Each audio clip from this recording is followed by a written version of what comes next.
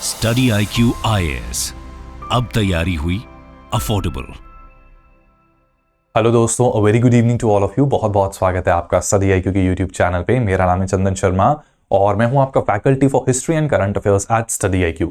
ये particular video दोस्तों UPSC prelims 2025 में अपीयर होने वाले कैंडिडेट्स के लिए है और यहां पर हम प्रीलिम्स 2025 के पॉइंट ऑफ व्यू से डिस्कस करेंगे ABCD स्ट्रैटेजी को। बेसिकली इस स्ट्रैटेजी को समझने के बाद आप अगले साल यानी कि कमिंग ईयर जो अभी कुछ ही घंटों में शुरू हो जाएगा, उसके 4 से 5 महीने which are going to be very crucial for prelims preparation, उसको ढंग से यूटिलाइज करने में सक्षम रहेंगे। ठीक है, तो बिना देरी किए इस वीडियो की डिस्कशन को शुरू करते हैं।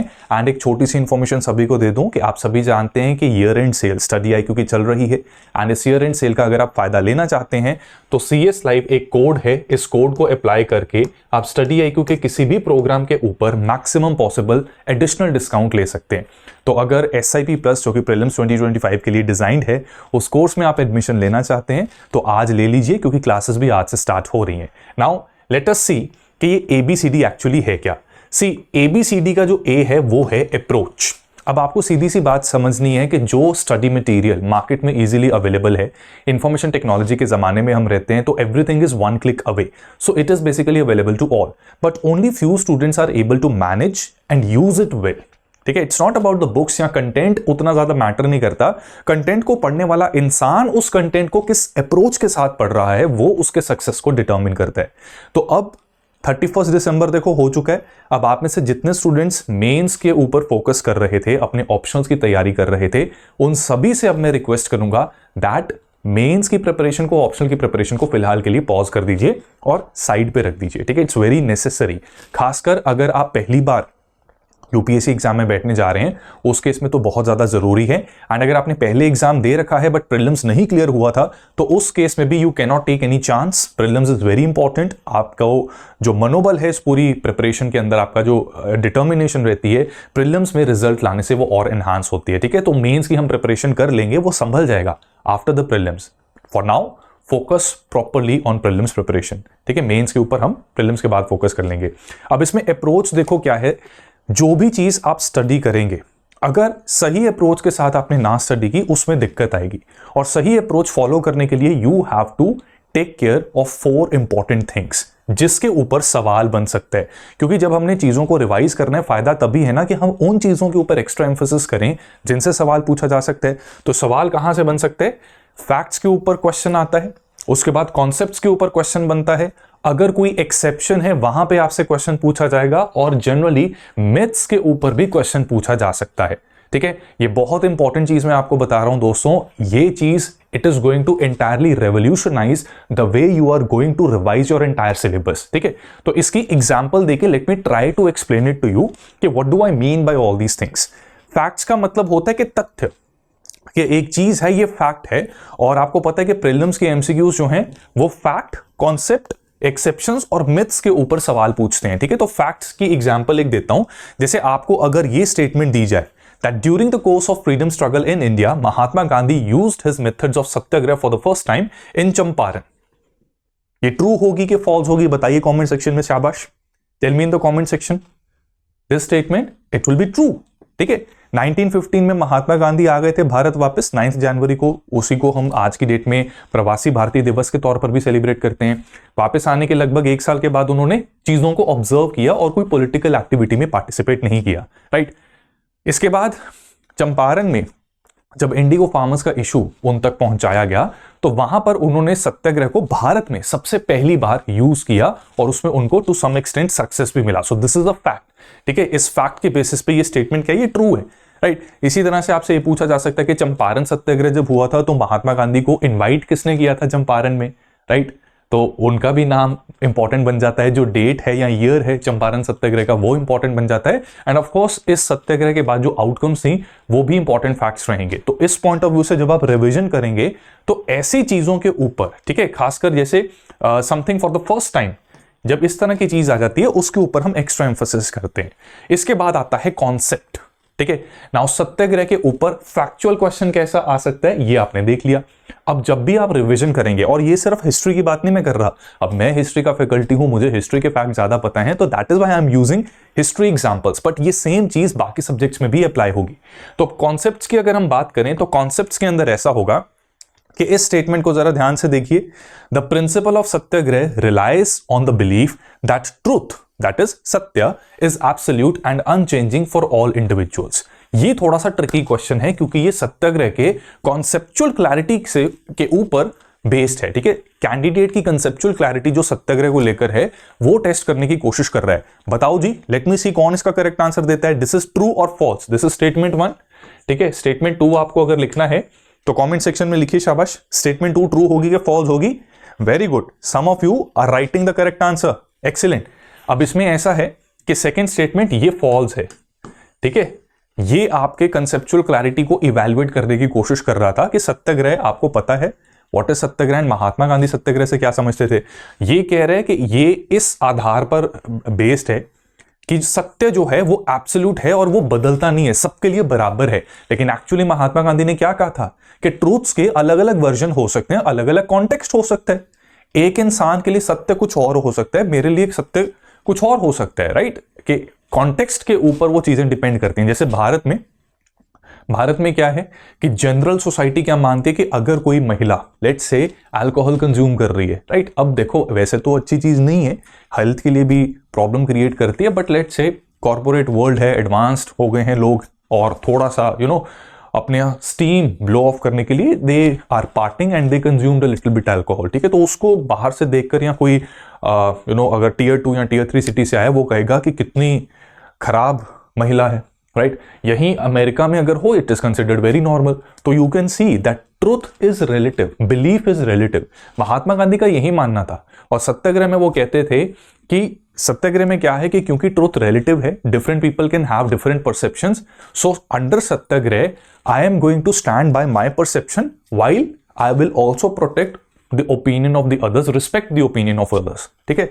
ये कंसेप्चुअल क्लैरिटी है। तो जब भी आप रिवीजन करोगे वहां पर जहां जहां कॉन्सेप्ट्स आएंगे उन कॉन्सेप्ट्स की क्लैरिटी के ऊपर आपको फोकस करना है, ठीक है। तो whatever you read, from wherever you read, from whichever class you read, from whichever institute you read, be it study IQ और एनीवन एल्स, ठीक है, उसमें अप्रोच मैटर करेगी, अप्रोच डिसाइड करेगी कि आप सही तरीके से आगे बढ़ रहे हैं या नहीं बढ़ रहे। गड़बड़ तब होती है जब कंटेंट के पीछे भागने की वजह से अप्रोच को भुला दिया जाता है। अनफॉर्चुनेटली बहुत सारे कोचिंग सेंटर्स यही कर रहे हैं, जस्ट टू क्लेम कि हाँ जी प्रीलिम्स आया था जी, उसमें क्वेश्चन आए थे 10, हमारे में से आ गए जी, ठीक है, हम जिंदाबाद, बाकी सारे कोचिंग इंस्टीट्यूट्स तो पानी है। वो गड़बड़ हो जाती है, ठीक है। स्टडी IQ इस चीज में बिलीव नहीं करता, वही फोकस ऑन क्वालिटी टीचिंग और अप्रोच के ऊपर हम फोकस करते हैं, तभी रिजल्ट्स अपने आप आते हैं, ठीक है। एक्सेप्शंस की अब बात करते हैं। एक्सेप्शन में देखो क्या हो सकता है। अब जब भी आप स्टडी करेंगे किसी भी चीज को, वहां पर ना जनरली एक्सेप्शंस आ सकते हैं। जैसे अगर मैं आपसे बात करूं कि हरियाणा की, शायद आप में से कोई HCS की प्रिपरेशन कर रहा हो, कमेंट सेक्शन में आप HCS वाले स्टूडेंट्स मुझे बताइएगा, ठीक है। और HCS के अगर नहीं भी कर रहे प्रिपरेशन, हरियाणा से जो भी रहता है या उत्तराखंड से जो भी रहता है, तो मुझे आप बताओ हरियाणा की क्या कोई ऐसी डिस्ट्रिक्ट है जो उत्तराखंड के साथ भी बॉर्डर शेयर करती है? ये आप कमेंट सेक्शन में बताइए, ठीक है। ये एक एक्सेप्शन है, जनरली राजस्थान के साथ, पंजाब के साथ, उत्तर प्रदेश के साथ, ठीक है, एंड यूपी के साथ कई सारी डिस्ट्रिक्ट्स अपना बॉर्डर शेयर करती हैं हरियाणा की, बट उत्तराखंड में शायद एक ही डिस्ट्रिक्ट है, and that becomes an exception, है ना। तो उन तरह की चीजों के ऊपर हमें फोकस करना पड़ेगा। Here is an example, tell me in the comment section. ये है आपकी स्टेटमेंट नंबर 3, क्या ये स्टेटमेंट ट्रू है कि फॉल्स है? The only session of the Congress held in a village was the Belgaum session in 1936. बताइए ये ट्रू है कि फॉल्स है? देखो कांग्रेस के जनरली जितने सेशंस हुए थे वो कहां हुए थे? डिस्ट्रिक्ट्स या टाउन्स में हुए थे, ठीक है, सिटीज या टाउन्स में हुए थे, राइट। अब कांग्रेस ने पदयात्रा बहुत की, कंस्ट्रक्टिव वर्क में विलेजेस को काफी ज्यादा विजिट किया, लेकिन इनका सेशन सिर्फ एक ही था जो गांव में हुआ था। अब बेलगाम में ना इसके नाम में गांव आ रहा है, तो ऐसा देखने में हमें लग सकता है कि हाँ यार ये शायद गांव में ही हुआ होगा, but no, this is not true, this is absolutely false. जो विलेज में हुआ था सेशन, ठीक है, ये बेलगाम नहीं, ये कौन सा सेशन था? कमेंट्स में बताओ यार, मुझे क्यों नहीं लिख रहे? कमेंट्स में लिखो ना, come on, take it as a challenge, ठीक है, चैलेंज लो। मैं आपको कह रहा हूं कि आपकी तैयारी ही नहीं है, ठीक है, prove me wrong in the comment section and I will be happy if you prove me wrong. ठीक है, फैजपुर का सेशन हुआ था, that was the only session in 1936 and ये सेशन क्योंकि एक्सेप्शन है तो फिर हमें एक और फैक्ट पता होना चाहिए। ठीक है, तो एक्सेप्शन को हमने फैक्ट के साथ लिंक किया। क्या है फैक्ट? कौन था प्रेसिडेंट? JL नेहरू, पंडित जवाहरलाल नेहरू, भारत के प्रथम प्रधानमंत्री। ठीक है, और बेलगाम सेशन का मैंने नाम लिया है। क्या बेलगाम सेशन की कोई एक्सेप्शन है? देख रहे हो आप, एक ही स्टेटमेंट के अंदर डबल एक्सेप्शंस आ रही हैं। Belgaum session should also be known to you. ठीक है, यूपीएससी का एग्जामिनर यही चाहता है कि महात्मा गांधी देखो, अदरवाइज उन्होंने फ्रीडम स्ट्रगल और कांग्रेस को जगह जगह लीडरशिप प्रोवाइड की, लेकिन एज अ कांग्रेस प्रेसिडेंट वो सिर्फ एक ही सेशन में प्रेसिडेंट रहे थे and that session was of 1924। ठीक है, कौन सा सेशन था? बेलगाम का। ठीक है, बेलगाम सेशन में उन्होंने प्रिजाइड किया था, तो ये भी क्या है? एक्सेप्शन है, राइट। तो इस तरह से आपको जब भी रिवीजन करनी है, एक्सेप्शन है ना कोई चीज, राइट, कि जैसे कोई गवर्नमेंट स्कीम भी आप पढ़ रहे हो, ऑल एक्सेप्ट ये। ठीक है, टारगेट बेनिफिशियरीज हैं सबको, ऑल फार्मर्स एक्सेप्ट ये फार्मर्स। ठीक है, या कुछ और इस तरह की चीज आ जाए तो उसके ऊपर आपको फोकस करना है, राइट। तो दिस इज एक्सेप्शन। एंड अब बात करते हैं मिथ की। ये स्टेटमेंट देखिए आप, स्वदेशी movement very easy topic, right, बहुत ही इजी टॉपिक है। अब स्वदेशी मूवमेंट की अनाउंसमेंट कब, जैसे स्वदेशी मूवमेंट के टाइम पर बंगाल की पार्टीशन के अगेंस्ट ये मूवमेंट हुई थी, तो ऑफिशियल लॉन्च ऑफ स्वदेशी मूवमेंट कब हुआ? Tell me the date and किस जगह से हुआ? ये मैं बता देता हूं, कैलकाटा टाउन हॉल से इसको लॉन्च किया गया था। पर टेल मी द डेट कि स्वदेशी मूवमेंट को कब लॉन्च किया गया था, और अगर नहीं पता आज इसको रिवाइज कीजिएगा। ठीक है, उसके बाद बंगाल पार्टीशन की जो है वो भी कुछ इंपॉर्टेंट डेट्स हैं कि बंगाल पार्टीशन की अनाउंसमेंट, उसकी फॉर्मल इंप्लीमेंटेशन और उसकी अनलमेंट। ठीक है, अब स्वदेशी मूवमेंट बंगाल पार्टीशन के अगेंस्ट हुई थी। बहुत से लोगों को लगता है कि हाँ, पार्टीशन की जो अनलमेंट हुई थी that was the outcome of स्वदेशी movement, but this is false. आप में से ज्यादातर लोग ठीक बता रहे हो कि ये फॉल्स है। ठीक है, your people are telling the correct answer कि ये फॉल्स है और ये रिलेटिवली ईजी है, but this is an example के मिथ। ठीक है, ऐसी मिथ आ जाती है कभी कभी कि हाँ, स्वदेशी मूवमेंट बंगाल के अगेंस्ट, हाँ तो इन्हीं की वजह से हुई होगी अनलमेंट, बट अनलमेंट तो वे आगे जाके 1911 में हुई थी। ठीक है, और स्वदेशी मूवमेंट का हमें पता है कि जब सूरत स्प्लिट हो गया था 1907 में, तो धीरे धीरे स्वदेशी movement it actually fizzled of. ठीक है, खत्म हो गई थी वो धीरे धीरे करके, राइट। तो उस केस में इस तरह से हमें कोई भी लिटरेचर, कोई भी कंटेंट पढ़ना है तो इन चीजों के ऊपर फोकस करना है। ठीक है, अब आपके जो सवाल हैं कि सर करंट अफेयर्स कैसे पढ़ें, टेस्ट सीरीज कैसे पढ़ें, बुक लिस्ट बता दो, ये बता दो, वो बता दो, सर घर आके हमारे कपड़े धो दो, वो नहीं करूंगा। ठीक है, पर बाकी सारी चीजें मैं बता दूंगा। ठीक है, थोड़ा बहुत मजाक चलता है यार, we people are good friends, है ना। फैकल्टीज भी आप सभी से काफी कुछ सीखते हैं। ठीक है, तो सारा कुछ बताता हूं। तो ये बुक लिस्ट की अब बात करते हैं। ठीक है, अच्छा यार, ये ना टाइपो एरर नहीं है यार, मेरे को ना बड़ा ध्यान रखना पड़ता है आजकल ना, कॉपीराइट बहुत चल रहा है, तो कॉपीराइट की वजह से मैंने ये थोड़ा सा चेंज कर दिया कि कहीं स्ट्राइक ना कर दें, तो इस वजह से जरा हम ध्यान रखेंगे। अब देखो, बुक्स की मैं सीधा सीधा आपको बात बताता हूं, right. So ABCD of UPSC prelims 2025 में B स्टैंड्स फॉर बुक्स। ठीक है, B स्टैंड्स फॉर बुक्स। अब बुक्स का ऐसा है कि हमारे 4 कोर सब्जेक्ट्स हैं यूपीएससी के प्रीलिम्स में। अगर आप अच्छा स्कोर करना चाहते हो तो सुनी सुनाई बातों में ना बहुत ज्यादा ऐसे बह नहीं जाना भावनाओं में। आपको 4 कोर बुक्स के ऊपर फोकस करना है। ये 4 कोर बुक्स कौन सी हैं? History subject, sorry 4 core subjects, history, polity, geography and economy. ठीक है, इसके अलावा जो चीजें हैं ना, जैसे कि ये IR, environment, social issues and science and technology, these are also important, but इनके ऊपर जरा बाद में बात करेंगे। आपका एक्चुअल जो एक बेस है ना, जैसे 100 क्वेश्चंस जब आते हैं, उन 100 क्वेश्चंस में से फर्स्ट राउंड में, जी हाँ फर्स्ट राउंड का मतलब है कि क्वेश्चन 1 to 100 जब आप गो थ्रू करोगे, you will come across many questions जिनका आंसर नहीं पता होगा आपको confidently, and you will come across some questions जिनका आंसर 100% पता होगा। तो वो 100% वाले आंसर्स आपको अच्छे से सॉल्व करने हैं, और वो इन सब्जेक्ट्स में से आते हैं। सबसे पहले हिस्ट्री की बात कर लेते हैं, भाई मेरा सब्जेक्ट है तो बताऊंगा इसके बारे में। अब देखो, इसमें ऐसा है कि देखो, एंशिएंट एंड मिडिवल हिस्ट्री, यहां पर से क्वेश्चंस आ रहे हैं और टफ आ रहे हैं। रिलेटिवली मॉडर्न हिस्ट्री के ऊपर सवाल कम होने स्टार्ट हो गए हैं सिंस पास्ट 3-4 ईयर्स। ठीक है, तो इसका मतलब ये नहीं है कि पहली बात कि हम मॉडर्न हिस्ट्री को इग्नोर कर देंगे, कहीं कि इसमें से तो कुछ आ ही नहीं सकता तो सीधा एंशिएंट मिडिवल ही पढ़ते हैं, ऐसा बिल्कुल नहीं है। यूपीएससी ने ये ऑब्जर्व किया था कि क्योंकि काफी सालों तक उन्होंने एंशिएंट एंड खासकर मिडिवल एजेस से पूछना ही बंद कर दिया था, तो स्टूडेंट्स क्या करते थे, स्मार्ट अप्रोच अपने आप में बन रहे थे कि मिडीवल को छोड़ देते हैं, मॉडर्न और एंशिएंट कर लेते हैं। बट यूपीएससी क्या है, it is known for throwing googlies at you. तो उसमें उन्होंने कहा कि नहीं, इनको जरा सबक सिखाते हैं, इनको बता देते हैं कि सारे कंपोनेंट्स इंपॉर्टेंट है। ऐसा नहीं है कि हमारे पास सिर्फ 100 ही क्वेश्चंस की लिमिट है तो हम ज्यादा चीजें पूछ नहीं सकते, तो इसलिए वो गूगली खेल रहे हैं। तो आने वाले साल में हो सकता है कि मॉडर्न हिस्ट्री से रिलेटिवली ज्यादा क्वेश्चंस आ जाएं, जो कि मुझे एक हंच है कि काफी सालों से कंसिस्टेंटली उन्होंने ना दिमाग के साथ खिलवाड़ किया है बच्चों के कि ancient medieval is more important than modern. Now they might start to play googly, जैसे ज्योग्राफी के साथ 2024 में इन्होंने किया।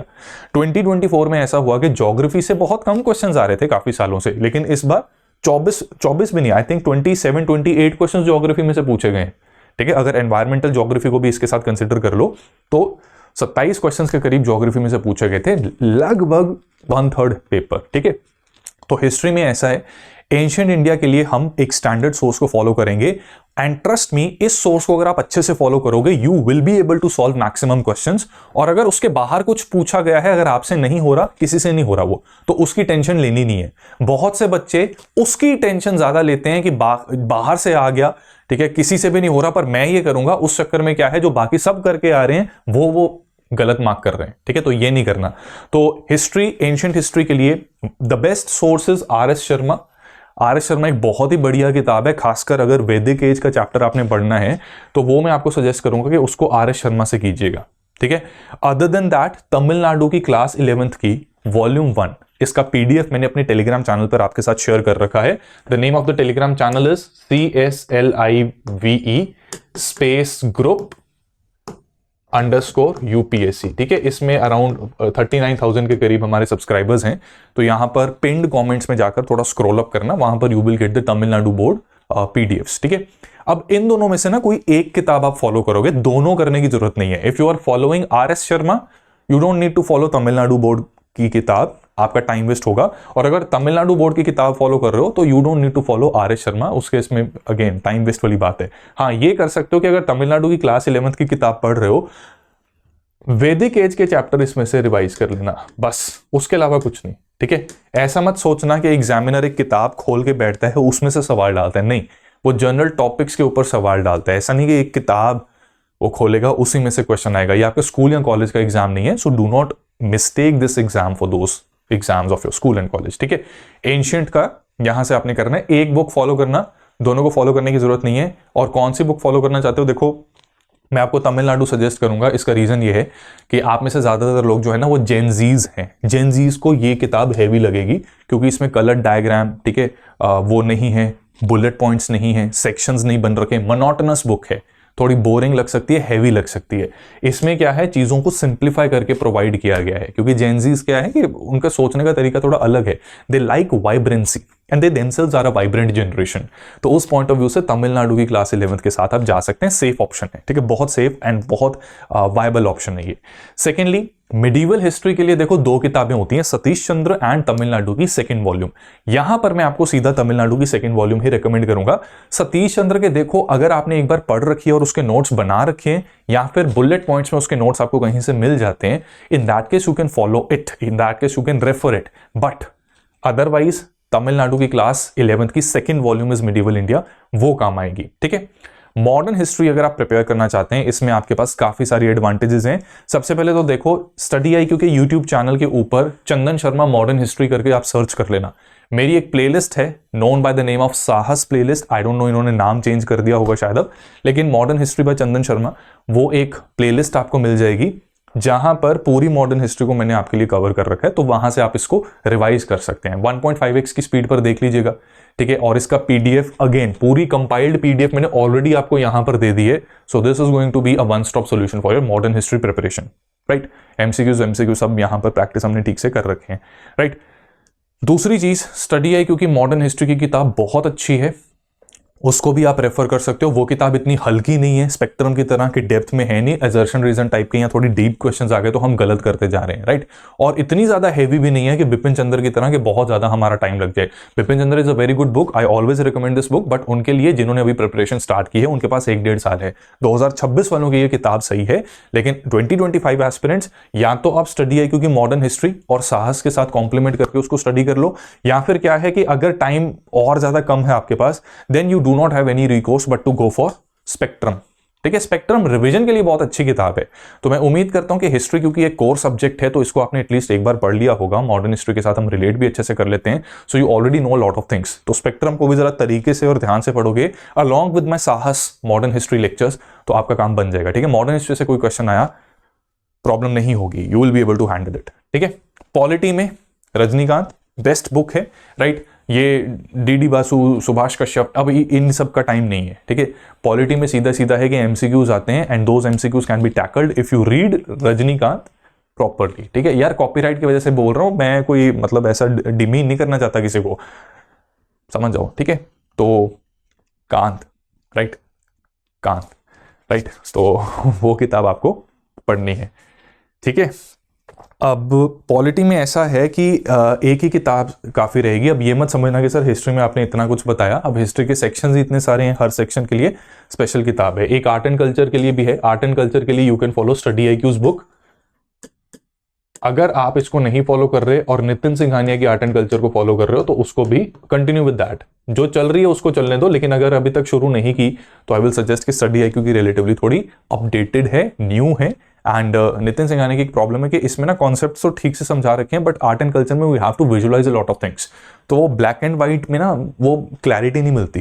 ठीक है, मोनोक्रोमैटिक कलर्स में क्लैरिटी नहीं मिलती। So in that context study IQ provides a much better clarity of several concepts. Polity का हो गया। ठीक है, और इसमें अप्रोच याद रखना, facts, concepts, exceptions and myths, उसके ऊपर आपने फोकस करके रखना है। ज्योग्राफी में देखो एनसीईआरटीज दे आर इनफ, सीधी बात बता रहा हूं। ज्योग्राफी के ऊपर अगर आप ग्रिप बनाकर रखना चाहते हो एनसीईआरटीज काफी हैं। अब देखो ऐसा है कि क्लास 6 to 10th एनसीईआरटी जो है ना, ये बच्चों के हिसाब से बनाकर रखी गई हैं। इनको पढ़ना चाहते हो पढ़ सकते हो, लेकिन टाइम बहुत ज्यादा लग जाएगा, क्योंकि जैसे 6th में आपको बताया कि क्लाइमेट क्या होता है, राइट। फिर 7th में बताएंगे कि कितने टाइप के क्लाइमेट्स हैं। 8th में बताएंगे कि इंडिया में मॉनसून टाइप का क्लाइमेट है। 9th में बताएंगे कि okay monsoon type of climate में ये सारे पैटर्न्स होते हैं, राइट। तो वो बहुत ज्यादा रेपिटेशन, डुप्लीकेशन है। आप सीधा क्लास 11th और 12th की एनसीईआरटीज को फॉलो करो। 4 किताबें हैं, fundamentals of physical geography, India land and environment, उसके बाद human geography and human geography of India. ठीक है, इंडिया पीपल एंड इकोनॉमी, कुछ इस तरह से नाम से ह्यूमन ज्योग्राफी ऑफ इंडिया की किताब है। तो उन 4 किताबों को अच्छे से फॉलो कीजिए। उसके अलावा you can supplement your concepts with either GC Leong और स्टडी IQ की ज्योग्राफी की बुक्स, दोनों में से कोई एक। ठीक है, इन दोनों में से दोनों करने की जरूरत नहीं है, any one, right. Study IQ की किताब अगर महंगी लगती है तो आप CS लाइव कोड यूज कर सकते हैं, उससे थोड़ी सस्ती हो जाएगी। और तब भी अगर महंगी लग रही है you can go with GC Leong. ठीक है, आई होप आपने ऑलरेडी पढ़ रखी होगी, बाकी इससे आपका काम बन जाएगा। इकोनॉमी के लिए देखो, इकोनॉमी बहुत वास्ट सेक्शन है, इसके कई ऐसे कंपोनेंट्स होते हैं जो मेंस के पॉइंट ऑफ व्यू से ज्यादा हैं। फॉर एग्जांपल एनर्जी, इंफ्रास्ट्रक्चर, ठीक है, एंड इन्वेस्टमेंट मॉडल्स, ये सारी चीजें क्या है कि मेंस के पॉइंट ऑफ व्यू से ज्यादा ओरिएंटेड है। प्रीलिम्स के पॉइंट ऑफ व्यू से what is important, national income, balance of payment, external sector, fiscal policy, public budgeting, inflation, poverty, unemployment etcetera, इस तरह के टॉपिक्स। इन्हें कवर करने के लिए you can follow this book. ये प्रीलिम्स के पॉइंट ऑफ व्यू से एक बहुत ही पतली सी कंसाइज्ड किताब है, उसकी अच्छी खासी आपकी रिवीजन करवा देगी। ठीक है, दूसरा, अगर आप नितिन सिंघानिया फॉलो कर रहे हो तो फिर आई वुड सजेस्ट कि ये लेने की जरूरत नहीं है। फिर नितिन सिंघानिया में से ना आप सिर्फ प्रीलिम्स वाली चीजों के ऊपर फोकस करेंगे। ये जो चैप्टर्स के नाम मैंने बताए, ठीक है, और अभी तक आपने थोड़े बहुत टेस्ट भी दिए होंगे, तो उससे आपको रियलाइज हो गया होगा कि national income, balance of payment, inflation, poverty, unemployment, public sector financing, right, fiscal policy, budget, money and banking, ये सारे ऐसे टॉपिक्स हैं जो प्री में ज्यादा पूछे जाते हैं। ठीक है, और रिलेशंस, कॉज इफेक्ट रिलेशन के ऊपर फोकस करना। जैसे मैं अगर आपसे बात करूं कि inflation refers to a situation where the purchasing power of a money declines because of higher demand of goods in the economy, ये ट्रू है कि फॉल्स है? सोच के बताओ कमेंट सेक्शन में। ठीक है, जवाब आपको इन किताबों में मिल जाएंगे। और SIP प्लस में भी हम ऐसी अप्रोच के साथ डिस्कस करेंगे जहां पर कॉज इफेक्ट रिलेशन को हमने काफी स्ट्रांगली एस्टैब्लिश किया है, ताकि ट्रिकी क्वेश्चंस जो एक्सप्लिसिटली वो स्टेटमेंट किताब में नहीं मिलेगी बट फिर भी आप उसको सॉल्व कर पाओगे अंडरस्टैंडिंग की वजह से। Coming to the other components, ठीक है, IR, environment, social issues, science and technology. अब इनको लेकर सभी बच्चे पूछते हैं कि सर बुक बता दो, बुक बता दो, बुक बता दो। मेरा सीधा सीधा आंसर है, there is no book for this. जरूरत ही नहीं है, नहीं है मतलब नहीं है। ठीक है, IR में सीधा सीधा फंडा भाई जी, करंट अफेयर्स को करो past 1.5 years, gone are the days जब एक साल के करंट अफेयर से काम बन जाता था, ठीक है। Current affairs will be sufficient. Same is true for environment. Environment के लिए ना एक SIAS, I hope you know, ये कौन सी किताब है, ये अगर आपने पढ़ रखी है तो ये आपको फायदा दे देती है, but otherwise let me tell you very frankly, very clearly, environment में ऐसा है कि अगर आपने ज्योग्राफी को पढ़ लिया और एनवायरमेंट के करंट अफेयर्स को कर लिया तो उससे आपका एनवायरमेंट एंड ज्योग्राफी दोनों बहुत अच्छे से तैयार हो जाते हैं, ठीक है। ज्योग्राफी में ग्लेशियर्स, ग्लेशियर लेक आउटबर्स्ट, कई सारे कॉन्सेप्ट्स हम स्टडी करते हैं, वॉल्केनो, मेनी अदर थिंग्स। तो उससे रिलेटेड करंट अफेयर्स को भी जब आप स्टडी कर लेते हो कि वॉल्केनो अगर फटता है तो होता है कवर वो, ठीक है। ग्लेशियर लेक आउटबर्स्ट के बारे में भी बताया जाता है एंड मेनी अदर थिंग्स। तो उसमें क्या है, योर एनवायरमेंट गेट्स डन। ऊपर से पिछले 4 सालों के अगर आप क्वेश्चंस को देखोगे तो आपको पता होगा कि जो स्पीशीज न्यूज में है, ठीक है, जैसे फरी ऑटर के बारे में बताया था कि कैलिफोर्निया में ग्रीन क्रैब्स इन्वेसिव स्पीशीज थे, ठीक है। तो इन्वेसिव स्पीशीज क्या होता है, कंपाइलेशन में दिया होगा, डेफिनेशन दी होगी। ग्रीन क्रैब्स के बारे में बता रखा होगा। फिर ऑटर्स ने कैसे ग्रीन क्रैब्स को कंज्यूम किया, ऑटर्स और किस तरह से एनवायरमेंट को प्रोटेक्ट करते हैं, ये सारा कंपाइलेशन में दिया होता है। तो आपका काम वहीं से बन जाएगा, ठीक है। तो बुक की एज सच एनवायरमेंट में मैं सही बता रहा हूं इतनी जरूरत नहीं है। हाँ, अगर आपने कोचिंग लगा रखी है तो उसमें जो कुछ कॉन्सेप्ट्स होते हैं ना, अल्फा डाइवर्सिटी, ठीक है, something like alpha diversity, beta diversity, right, food chain, food web, इनके कॉन्सेप्ट्स, उनके लिए थोड़ा आप एनवायरमेंट पढ़ सकते हो। पोल्यूशन एज ए कॉन्सेप्ट के लिए एनवायरमेंट पढ़ सकते हो, और शंकर की किताब आप पढ़ सकते हैं, ठीक है। शंकर की किताब आप देख सकते हैं। तो उसमें क्या होगा कि सिलेक्टिवली पढ़ना, जैसे pollution will be important, climate change will be important, food chain, food web, ecology, ये इंपॉर्टेंट रहेगा, ठीक है। तो प्रीलिम्स वाले टॉपिक्स के ऊपर फोकस करना है। अब क्लाइमेट चेंज की पूरी रामकथा पढ़ने नहीं बैठ जाना। क्लाइमेट चेंज को हमने जो पढ़ना है वो हम करंट अफेयर से पढ़ेंगे, क्योंकि COP 29 के इर्द गिर्द सवाल बनेंगे, ठीक है। और वो करंट अफेयर्स में देयर विल बी कंपाइलेशन में, मंथली कंपाइलेशन में सब कुछ होगा जो आपको चाहिए। सोशल इश्यूज में अगेन ये तो है ही पूरा करंट का टॉपिक, तो इसके लिए भी कोई किताब की जरूरत नहीं है। एंड साइंस एंड टेक्नोलॉजी के लिए देखो 2 चीजें हैं, NCERTs from class 6 to 10th ये रेकमेंड की जाती है, बट वही बात है कि उसमें अप्रोच सही रखोगे तो फायदा होगा, अदरवाइज NCERT पढ़ने की जरूरत नहीं है। अप्रोच सही रखने का मतलब यह है कि focus on the facts, concepts, exceptions and myths, जिस पर ऑब्जेक्टिव MCQ बन सकता है। तुम लोग स्कूल का पेपर नहीं देने जा रहे, ठीक है, जहां पर सुंदर हैंडराइटिंग से नंबर मिल जाते हैं। UPSC का पेपर देने जा रहे हो, ठीक है। तो या तो NCERT 6 to 10 कर लो, या फिर कोई एक ऑब्जेक्टिव MCQs की साइंस की किताब रख लो। स्टडी IQ के भी आई थिंक 10,000 या 1,000 ऑब्जेक्टिव MCQs वाली बुक है, अलॉन्ग विद एलैबोरेट एक्सप्लेनेशन, जिसमें दूसरे कॉम्पिटिटिव एग्जाम्स में भी, अदर देन UPSC, BPSC होता है, PCS होता है, HCS and many other states and CDS वगैरह भी, उसमें साइंस से रिलेटेड जो क्वेश्चंस आए हैं वो यहां पर हमने कंपाइल और विद एक्सप्लेनेशन प्रोवाइड किए हैं। सो यहां पर आपका पूरा वो काम हो जाएगा स्टैटिक साइंस से। बाकी UPSC की जहां तक बात है, अगर वो नहीं भी करोगे तो कोई आफत नहीं आने वाली, सही बता रहा हूं, ठीक है। कर लोगे तो हो सकता है बुरे वक्त में काम आ जाए। UPSC के पॉइंट ऑफ व्यू से इमर्जिंग टेक्नोलॉजीज पर सवाल आता है। Question is always asked on emerging technologies. और इमर्जिंग टेक्नोलॉजीज कहां से पता लगेंगी, कमेंट में बताओ भाई। सब जने सो रहे हैं, सबके सब उठ जाओ, सर्दियां हैं मानता हूं, लेकिन अपने आलस को दूर भगाइए। कहां से आएंगे इमर्जिंग टेक्नोलॉजी के ऊपर सवाल? करंट अफेयर्स से, ठीक है। The questions will be asked from current affairs. Augmented reality, virtual reality पे सवाल आ गया था। RFID और फास्टैग के ऊपर सवाल आ गया था। LED और CFL के बीच के डिफरेंस के ऊपर सवाल आ गया था। तो ये सारी चीजें क्या है कि करंट में जो चल रहा होता है उसके ऊपर क्वेश्चन पूछ लिया जाता है, ठीक है। तो करंट अफेयर्स को आप फॉलो करोगे। So this brings me to the next component, that is C part, जो कि क्या है, करंट अफेयर्स। बट उससे पहले एक बार फिर से रिमाइंडर दे दूं कि देखो, खुद से अगर ये चीजें करने में ओवरवेलमिंग लगता है तो उस केस में I would very humbly, very genuinely request you कि आप एक्सटर्नल हेल्प ले सकते हैं by enrolling in a good course. बहुत सारे कोर्सेज अवेलेबल हैं, बहुत सारे कोर्सेज अच्छे भी हैं। स्टडी IQ का इनमें से एक कोर्स है जो अफोर्डेबल होने के साथ साथ आपको क्वालिटी और कंटेंट का एक बहुत ही आउटस्टैंडिंग बैलेंस देते हैं। इसमें हमारा ऑब्जेक्टिव ये नहीं है कि क्वेश्चंस आए और हम बस क्लेम कर लें कि ये जी हमारे कंटेंट में से आया है। उस केस में क्या है कि कोचिंग सेंटर्स क्या करते हैं, बहुत बल्कि कंटेंट थब्बा पूरा पकड़ा के दे देते हैं स्टूडेंट्स को। इतनी सारी क्लासेस उठा के दे देंगे कि बच्चे से देखी ही नहीं जाएंगी, राइट, कंप्लीट ही नहीं वो कर पाएगा, राइट। कोचिंग सेंटर्स के लिए it will be very easy to claim कि हाँ जी हमारे में से आया, बट बच्चे के लिए तो उसका कोई फायदा नहीं है। So we don't want to do that, इसलिए हमने सारी चीजों को कंसाइज रखा है, राइट, और एक ब्रॉड स्ट्रक्चर दिया है जिसमें हम आपको डायरेक्शन देंगे, राइट, एंड आपकी प्रैक्टिस करवाएंगे। सो SIP प्लस में उसका फायदा है। इसमें लाइव क्लासेस रहेंगी, जिसमें प्रीलिम्स के ऊपर वही facts, concepts, exceptions and myths, इसके ऊपर फोकस किया जाएगा। Other than that live class के बाद, हर क्लास के बाद एक टेस्ट होगा। उस टेस्ट की मदद से ये फैक्ट्स, मिथ्स, कॉन्सेप्ट्स, एक्सेप्शंस, इनके बारे में और क्लैरिटी आपको मिलेगी।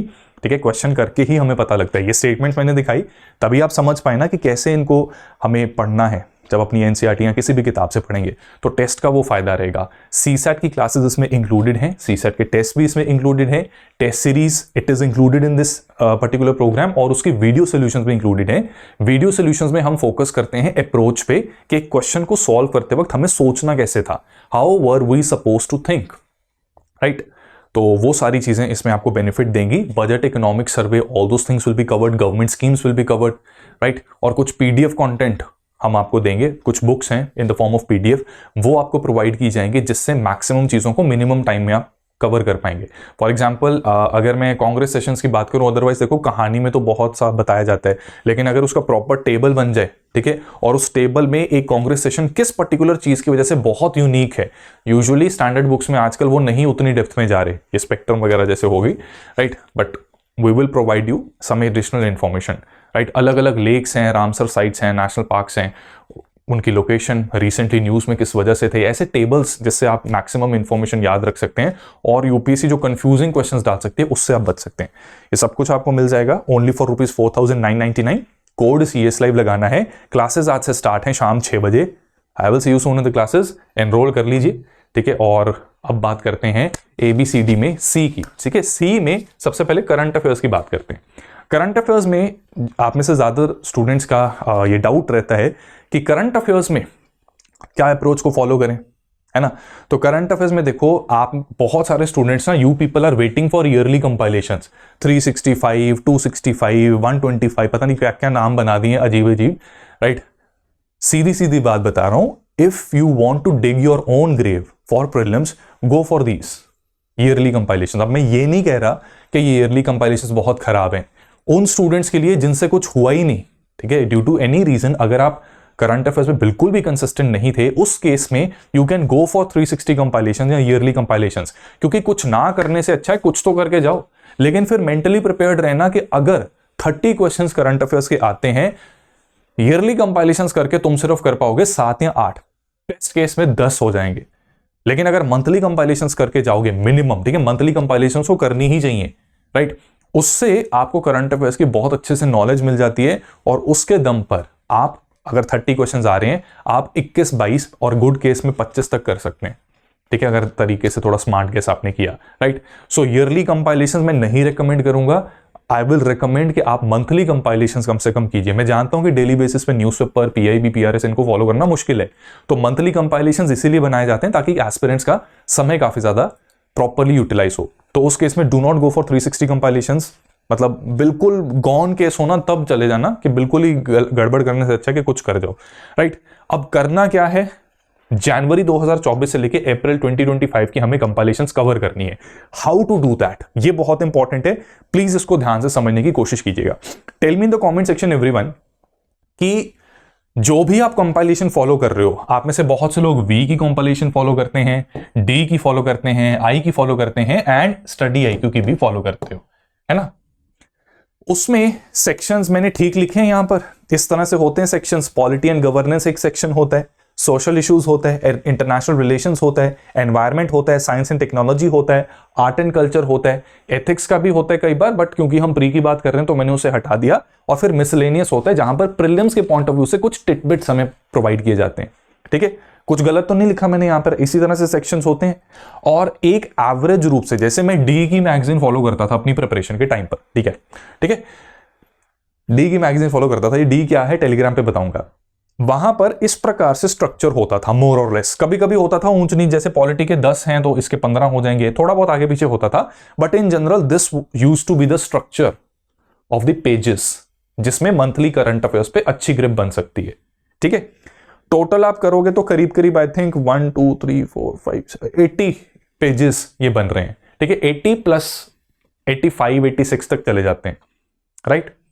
अब एक दिन में आप 15 पेज कर ही सकते हो। अब क्या है, आपको पूरी तरह से प्रीलिम्स की तैयारी करनी है, तो एक दिन में 15, चलो ना सही 10 तो कर लोगे ना, 10 तो हो जाएंगे यार, अब 10 से कम नहीं यार, 10 तो करने चाहिए, 10 तो आपको करने ही पड़ेंगे। और अगर रेगुलरली फॉलो कर रहे हो तो मैं सही बता रहा हूं, उस केस में 10 को करने में ज्यादा टाइम नहीं लगेगा एंड 15 भी आराम से कवर हो जाएंगे। ठीक है, अब 8 दिन में इसका मतलब ये है कि 8 डेज के अंदर you can complete your 1 month of monthly compilation. Revision अच्छे से हो सकती है। 2 दिन और लगा के उसकी नोट्स शॉर्ट, बहुत ही प्रिसाइज नोट्स बनाने हैं, focusing on facts, concepts, exceptions and myths. ये बड़ी अच्छी चीज बताई है मैंने। वीडियो को लाइक ना कर, मतलब लाइक करना मत भूलना, कर देना लाइक। ऐसी चीजें मैं ना, I charge it to tell these things. ठीक है, पर्सनल एक्सपीरियंस है। ठीक है, प्रीलिम्स में जुत्तियां भी खाई हैं और प्रीलिम्स को फोड़ा भी है, तो इसलिए हमें पता है कि कैसे उसे काबू करना है। बहुत काम की और पते की बात बताइए, अगर ढंग से समझ ली तो प्रीलिम्स क्लियर करने से कोई रोक नहीं सकता, साफ बता रहा हूँ। ठीक है, फिर चाहे कहीं से भी पढ़ो, स्टडी IQ से पढ़ो, इधर से पढ़ो, उधर से पढ़ो, खुद पढ़ो, अगर वो अप्रोच समझ गए तो हो जाएगा। अब यहाँ पर फोकस करते हैं। ठीक है, अप्रोच समझ में दिक्कत आती है, स्टडी IQ में क्या है कि अगर खुद से नहीं आएगी समझ तो क्लासेस में मैं बता दूंगा। ठीक है, एज सिंपल एज दैट। अब इसमें 8 दिन में आपका हो गया, 2 दिन में आपने प्रिसाइज नोट्स बना लिए, तो 10 दिन में आपका 1 मंथ का कंपाइलेशन हो सकता है। यानी कि 1 महीने में 3 कंपाइलेशन आप कर सकते हैं। टोटल कितने हैं? जनवरी से लेके अप्रैल, जनवरी टू दिसंबर 12 महीने, जैन फेब मार्च अप्रैल +4 16 मंथ्स। 1 महीने में आपकी 3 कंपाइलेशन हो रही हैं, तो 5 महीने अभी हमारे पास हैं। उन 5 महीनों में बहुत कंफर्टेबली हम कंप्लीट कर लेंगे सारा का सारा। ठीक है, कंडीशन वही है कि अब मेंस वाली चीजों को छोड़ दो, उससे जो तुम्हारा टाइम फ्री होगा उसमें तुम मंथली कंपाइलेशन कर पाओगे। और ये 10 ना बहुत कंजर्वेटिव होकर मैंने बताया है। आप में से बहुत सारे आलसी लोग हैं जो नहीं कर पाएंगे, है ना, तो उनके लिए मैं 10 कह रहा हूं। जो थोड़े से चैलेंज करने वाले लोग हैं कि खुद को मैं चैलेंज करूंगा, तो उस केस में you can go for 15 pages in a day. ठीक है, अब इसमें देखो, डायरी बनाओ अपनी, plan and monitoring method use करो जो मैंने भी फॉलो किया था and it gave me results. Make a diary, give it a date. ठीक है, 31 दिसंबर को मान लो आपने डेट दी, तो उसमें लेफ्ट साइड पे लिखो स्टैटिक में क्या करोगे, राइट साइड पे लिखोगे करंट में क्या करोगे। अब मैं अज्यूम कर रहा हूं कि हिस्ट्री ज्योग्राफी तुम लोगों का हो चुका है और उसको तुम रिवाइज कर रहे हो। ठीक है, तो उसमें इंडस वाली सिविलाइजेशन को तुम स्टडी करोगे एंड ज्योग्राफी में आप लैंड फॉर्म्स को, लेट से इंपॉर्टेंट टॉपिक है, उसको स्टडी करोगे। तो दिन के अराउंड 6 घंटे आपने इसको दिए, 4 से 5 घंटे आपने जैन 2024 जिसमें इंटरनेशनल रिलेशंस 15 पेज का है, इसको अच्छे से पढ़ लिया, समझ लिया। ठीक है, अब ये याद रखना कि अच्छी मैगजीन जो होती है ना, वो जब एक कॉन्सेप्ट को समझाती हैं करंट अफेयर्स के, उसमें स्टार्टिंग का पार्ट होता है प्रीलिम्स की फैक्चुअल इंफॉर्मेशन के पॉइंट ऑफ व्यू से, नीचे थोड़ा मेंस के पॉइंट ऑफ व्यू से कॉज, इफेक्ट, वे फॉरवर्ड ये सब बताया होता है। तो प्रीलिम्स के लिए वे फॉरवर्ड वगैरह ये सब पढ़ने की जरूरत नहीं है, don't waste your time in that. Prelims वाले पॉइंट्स के ऊपर ज्यादा फोकस करेंगे। ठीक है, इसलिए 15 पेज कवर करना एक दिन में इन 4 to 5 आवर्स, वो बहुत बड़ा टास्क नहीं है, बहुत ही डिसेंट टास्क मैं आपको दे रहा हूं। ठीक है, कॉन्सेंट्रेशन बस बना के रखना। ये जो फालतू की एप्स हैं इनको डिलीट कर सकते हो, जिन्हें आप ये फेसबुक डिलीट कर दो, इंस्टाग्राम पर रहने रह लो, या करनी है तो कर दो, अगर डिस्ट्रैक्टिंग लगती है तो कर दो डिलीट। ठीक है, टेलीग्राम पर बने रहो एंड यूट्यूब की जरूरत पड़ती है। ठीक है, क्योंकि कई बार हमें देखना पड़ता है किसी कॉन्सेप्ट को, एंड गूगल की भी जरूरत पड़ती है, but do not gate too much deviated. इसके बाद 31 दिसंबर नहीं, ये बन जाएगा 1 जनवरी, दिस विल बिकम 1 जनवरी 2025, है ना, 2025 बन जाएगा ये। अब इसमें क्या है, हिस्ट्री की ऋग्वेदिक रिवीजन कर रहे हो, ज्योग्राफी के इंडिया फिजिकल फीचर्स आप कर रहे हो, और फरवरी 2024 के आप इंटरनेशनल रिलेशंस कर रहे हो। ठीक है, तो 2 अप्रोच हैं, या तो आप मंथ बाय मंथ कवर कर लो, या फिर आप कंपोनेंट बाय कंपोनेंट कवर कर लो। मैंने ये एग्जांपल कंपोनेंट बाय कंपोनेंट की दी है कि जैन के इंटरनेशनल रिलेशंस हो गए, फेब के इंटरनेशनल रिलेशंस हो गए, फिर मैंने मार्च और अप्रैल के एक साथ 2 जनवरी को इंटरनेशनल रिलेशंस कवर कर लिए। ठीक है, और हिस्ट्री में महाजनपद एंड क्लाइमेट। अब मुझे नहीं पता तुम्हारी क्या कैपेबिलिटी है। ठीक है, तुम बिल्कुल आलसी हो, या आप में से बहुत से लोग जो हैं सिंसियर हैं, राइट। और अगर आपको खुद अपनी कैपेबिलिटी जाननी नहीं आती तो उस केस में तो देखो आपको 100% एक्सटर्नल हेल्प लेनी चाहिए। You should enrol in a particular course, may be not study IQ but join any course, right. उसमें आपको फिर पता लगेगा कि किस टॉपिक को कितना टाइम देना चाहिए। नहीं तो खुद से अगर गड़बड़ की, जैसे प्रीवियस ईयर क्वेश्चन इसमें इंपॉर्टेंट रोल प्ले करते हैं, बट अगर हिल गया सिस्टम तो गड़बड़ हो जाएगी। तो डू लाइक दिस, मतलब प्रॉपरली बनाना, अपनी कैपेबिलिटी को ध्यान में रखते हुए ये प्लान करना। अच्छी बात यह कि जो स्टूडेंट्स हमारे साथ P2I में कनेक्टेड हैं तो मेंटरशिप उनको मिलती है, जिसमें मेंटर्स बहुत डिटेल्ड डिस्कशन के थ्रू उनका प्रोफाइल तैयार करते हैं एंड दे नो कि ये स्टूडेंट कितना कैपेबल है। फिर जो वो उसे टारगेट्स देते हैं वो टारगेट्स होते हैं रियलिस्टिक। इतने हल्के भी नहीं होते कि बहुत ही सोता रहे बच्चा, और इतने ज़्यादा चैलेंजिंग भी नहीं होते कि एक दिन कंप्लीट हुआ नहीं, उसका बर्डन अगले दिन, फिर कंबाइंड अगला बर्डन अगले दिन, और पता लगा डीमोटिवेट होके एक हफ्ता कुछ किया ही नहीं। ठीक है, तो P2I जो स्टडी IQ का प्रीलिम्स टू इंटरव्यू बैच है, बाय द वे 2026 के लिए अगर आप टारगेट कर रहे हो तो उसमें आप एडमिशन लेना कंसिडर कर सकते हो। क्लासेस स्टार्ट हुई हैं, एडमिशन क्लोज होने वाली है, एंड सेल का लास्ट डे है आज, तो 27,999 में you can enroll, and the code that you have to use it is CSLIVE। ठीक है, इससे आपको हाईएस्ट पॉसिबल डिस्काउंट मिल जाएगा। ठीक है, ये अप्रोच आपकी रहेगी। And while doing all this, the ABCD of prelims 2025 में D stands for discipline। ये डिसिप्लिन आप फॉलो करेंगे टेस्ट देने में, राइट, और रिवीजन करने में। अब ध्यान रखिएगा, बहुत से बच्चे पूछते हैं कि सर कितने टेस्ट देने चाहिए। ठीक है, this is a very common question. इसका मैं यही जवाब देना चाहूंगा कि देखो, कम से कम आप 12 या 15 टेस्ट आप दे रहे हो ना, अगर मिनिमम इतने टेस्ट काफी हैं। इनमें से 5 फुल लेंथ टेस्ट, ठीक है, 5 full length test and remaining 10 test, right, 2 for each component, 2 for each component. कौन कौन से? Big 4 polity, history, geography and economy. ठीक है, तो 8 वो हो गए। 2 टेस्ट जो हैं आपके वो जैसे मिसलेनियस टॉपिक्स के, environment, social issues, international relations, budget, economic survey, science and tech, current affairs. ठीक है, तो ये सेक्शनल टेस्ट और 5 फुल लेंथ टेस्ट इतने काफी होंगे, प्लस 5 ही सीसेट के टेस्ट दे दो। और सीसेट की प्रैक्टिस करनी है अगर, तो 2 किताबें बता रहा हूं, RS अग्रवाल की 2 बुक्स आती हैं, उनको फॉलो कर सकते हो, उनकी सॉल्ड एग्जाम्पल कर सकते हो। एक है क्वांटिटेटिव एप्टीट्यूड और एक है लॉजिकल रीजनिंग। ठीक है, ये आपको हेल्प कर सकती है। अब ये याद रखना, बहुत से बच्चे इस एक्सपेक्टेशन में टेस्ट देते हैं कि इसी में से क्वेश्चन रिपीट हो जाएगा पेपर में। कभी नहीं होगा। टेस्ट का पर्पस ये नहीं है कि आप एग्जैक्टली उसी क्वेश्चन को अपने एग्जाम में देकर फटाफट आंसर मार्क कर लें। ये 9th 10th का कोई छोटा मोटा एग्जाम नहीं है, UPSC है। ठीक है, तो उस केस में ये याद रखना कि टेस्ट और रिवीजन में प्रायोरिटी किसको दोगे? Tell me in the comment section everyone, test और रिवीजन में से किस चीज को प्रायोरिटी देनी चाहिए? लेट मी सी कि आप में से कितने लोग समझदार हैं। प्रायोरिटी हमेशा रिवीजन को रहेगी। अगर कोई कुछ और कह रहे, गलत कह रहे। अगर तुम्हें रिवीजन है ही नहीं, तुम्हारी टेस्ट देके करोगे क्या? कुछ आता ही नहीं है, क्या टेस्ट दोगे? कैसे इवैल्यूएट करोगे खुद को? कैसे वो मिथ, कॉन्सेप्ट्स, एक्सेप्शंस, फैक्ट्स, उनकी इवैल्यूएशन करोगे? तो रिवीजन को हमेशा फोकस करना है। टेस्ट जो है मैंने बता दिया कि मिनिमम 15 तो देने चाहिए, राइट, एंड प्रैक्टिस करते रहो। ठीक है, जैसे स्टडी IQ का जो SIP प्लस प्रोग्राम है, उसमें हर क्लास के बाद हम 50 MCQs देते हैं। वो टेस्ट सीरीज है वैसे तो, but you can give them casually too. उसमें प्रेशर लेने की जरूरत नहीं तो ब्रेन फ्राई कर दोगे पेपर में जाने से पहले ही, एग्जॉस्ट कर दोगे खुद को ऐसे ही, उसका फायदा नहीं है। वो 50 MCQs में बस अपना ऑब्जेक्टिव ये रखना कि मुझे क्वेश्चंस को मार्क करना है, एंड आई हैव टू सी कि कहां पर मैं कमी आ रही है मेरी, किधर किधर मैं गलत मार्क कर रहा हूं या कर रही हूं, राइट। और जो मुझे आते हैं तो क्या मैंने जितना पढ़ा उसमें facts, concepts, myths and exceptions, इस पे मैंने ध्यान दिया या नहीं दिया। ठीक है, उसको कैजुअली आराम से दो। फुल लेंथ टेस्ट में सीरियसली बैठ कर दो। ठीक है, जिसको हम अपने SIP प्लस में डिसिप्लिन बेस्ड टेस्ट कहते हैं, राइट, नहीं CPT कहते हैं, सॉरी CPT। ठीक है, और वो मिरर टेस्ट होते हैं, बिल्कुल जैसे UPSC में सवाल आते हैं, बिल्कुल एग्जैक्टली उसी तरह के वहां पे सवाल बनते हैं। ठीक है, so discipline is going to be a very crucial and fundamental की, जो आपको अल्टीमेटली हेल्प करेगा। सो दो स्टूडेंट्स हु वांट कि एक्सटर्नली उनको कोई हेल्प करने के लिए गाइडेंस दे, तो स्टडी IQ का सक्सेस इन प्रीलिम्स में आप एडमिशन ले सकते हैं। CS Live is the code, today is the last day of sale. 4,999 में कोर्स आपका, और क्लासेस आज से स्टार्ट हो रही हैं। Try to enroll in the classes as soon as possible. ठीक है, सो हमारी इस ABCD अप्रोच से, ठीक है, approach, books, checklist and discipline, इससे हम क्या करेंगे? We will achieve our success by becoming consistent and disciplined. ठीक है, so wish you all the best for your UPSC prelims exam 2025। आप सभी को नए साल की ढेर ढेर ढेर सारी शुभकामनाएं, और मेरी ईश्वर से पूरी प्रार्थना रहेगी कि आने वाला साल आपके लिए ढेर सारा गुड लक, ढेर सारा सक्सेस और ढेर सारी प्रॉस्पेरिटी लेके आए, एंड ढेर सारी समझदारी भी आपको प्रोवाइड करे। That's all from my side. Wish you all the best, happy new year and thank you so much. Study IQ IAS, अब तैयारी हुई अफोर्डेबल।